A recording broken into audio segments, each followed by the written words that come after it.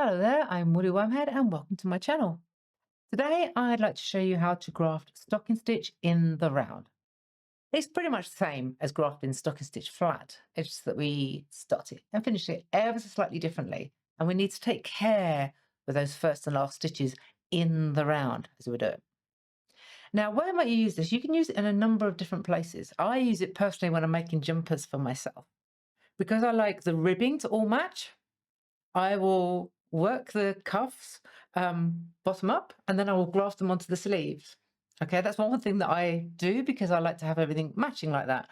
I'm pretty sure I've got a few patterns where the brim has been worked in one direction and the body of the hat's been worked in another, and you can join them up. That's another place that you might want to do this. So let's switch to the overhead and I'll show you how to get started and then we'll get going. So here are my two swatches that I'm going to be working with for this demonstration. They are both in a kind of deep plum colour. They've got the same number of stitches on each circular. And the only reason they've got a garter stitch border is just to stop the fabric rolling so that I can demo it a little bit easier. I'm going to be grafting in this pale green, which is going to contrast nicely against the plum. And so you'll be able to see the graft as I'm doing it. The other thing you'll need is some hooked stitch markers. All right, these are needed to hold the first stitch as we start grafting. Now, as we start grafting, we are bringing opposite ends together. So here is the beginning of the round, and we're going to join it with the end of the round from this section. So what we want to do is put a hooked stitch marker on the first stitch of the round on that one. And then on the last stitch, the corresponding stitch over here with this one. Whoop.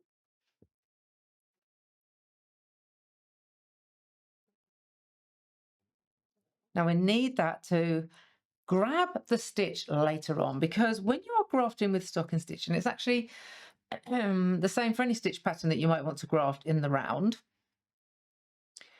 those selvage stitches that you do where you kind of like purl on, knit on thing, the opening of the selvage and the closing of the selvage, you don't do that when you're working in the round.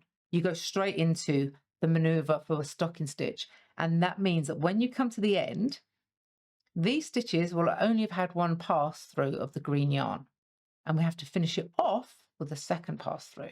All right, that will become a little bit clearer as I get going. So let's get my yarn over. I am just going to start working these as they are by holding them together.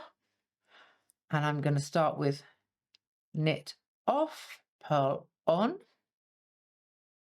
I'm going to leave a reasonable yarn tail on the green. Okay. And then purl off, knit on. So at this point, there is quite a bit of yarn that I'm pulling through. Normally for grafting, you want about 3 times the length of the area that you're grafting. Now that little stitch marker is getting in the way, so let's keep that down there. Okay. Knit off, purl on.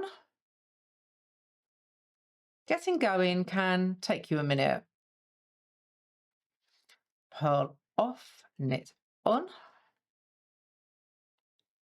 But once you get going, it will go much more smoothly because you'll be past that beginning stitch.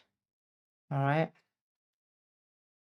Now, there are different ways that you can hold the two sections together. I'm just doing it like this for now for ease of use, but you could put one inside the other. That would work. Yeah, that would probably be easier on a longer section. My swatches are quite short for this demo. So I'm just holding them like this.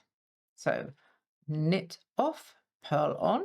So this for the rest of it is exactly the same as grafting stocking stitch flat.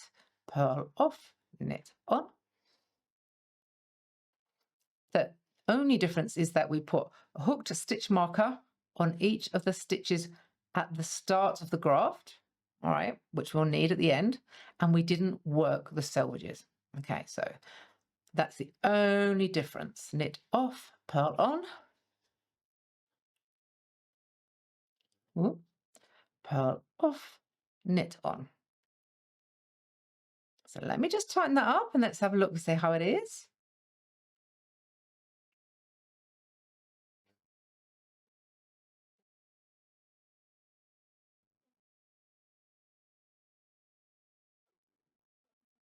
Okay, so there's our graft coming together. Well, joining these two pieces of fabric, what I'm going to do is I'm going to stop the camera and I'm going to graft around and get to the other end, and then I'll show you how to finish it off.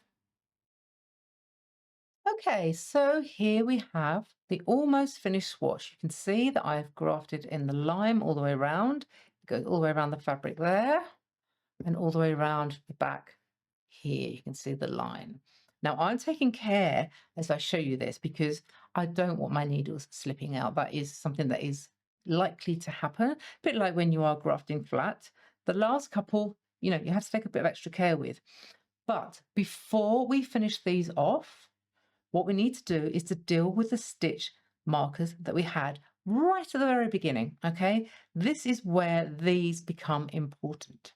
Now, you don't have to do this. You could graft straight into these loops, but I don't recommend it because you might get the orientation wrong, okay? And so I suggest putting this stitch back onto the needle. We're working in circular, so let me just fold this in half very carefully so you can see exactly what I'm doing with that stitch there. So this is the one that we want to put back onto the end of this needle. Okay, so we slide our circular through and we put it in, maintaining orientation. Okay, so which way around should it be orientated? It should be that way. If we do orientate it incorrectly, we can always change it. Okay. It looks like I did actually orientate it incorrectly, so let me just put that back. Okay. And then we have to do the same on the back needle. Now, you can very carefully rotate your work and do it this way. Now, this is one of the reasons why I think it's a good idea to make sure that you're actually doing this when you've got a few stitches on the needle, because it gives you a little bit more stability when you're doing it. So I'm just checking the orientation there to make sure I get it correctly.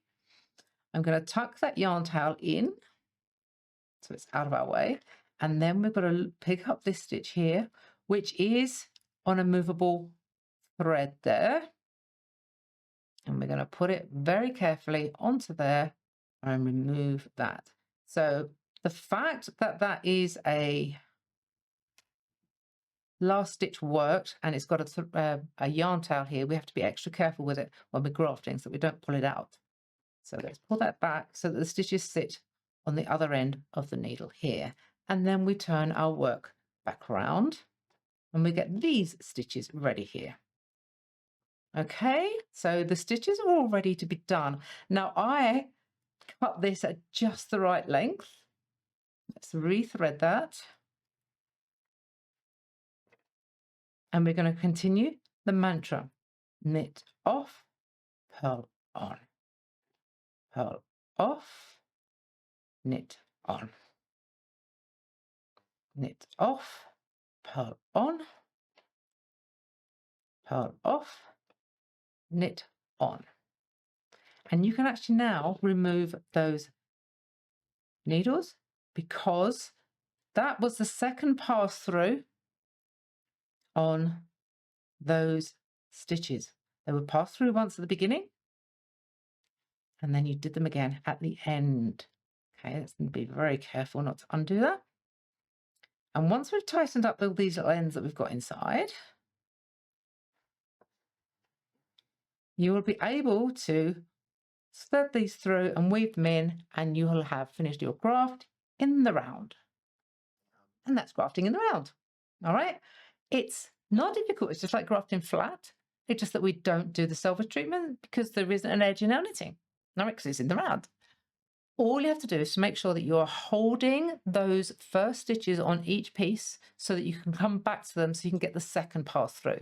And by the second pass through, I mean when we are grafting the stitches, each one has the grafting yarn pass through it twice, one way and then the other way to form part of the stitch, all right? So when we start, we only did one, and at the end, we had to do the second one to finish it all off. And that's it. All right. It's the same principle applies to any stitch pattern that you're grafting in the round. Simple. All right. Okay, thanks for watching, and if you could subscribe, like, etc., that would be much appreciated. All right then, happy knitting.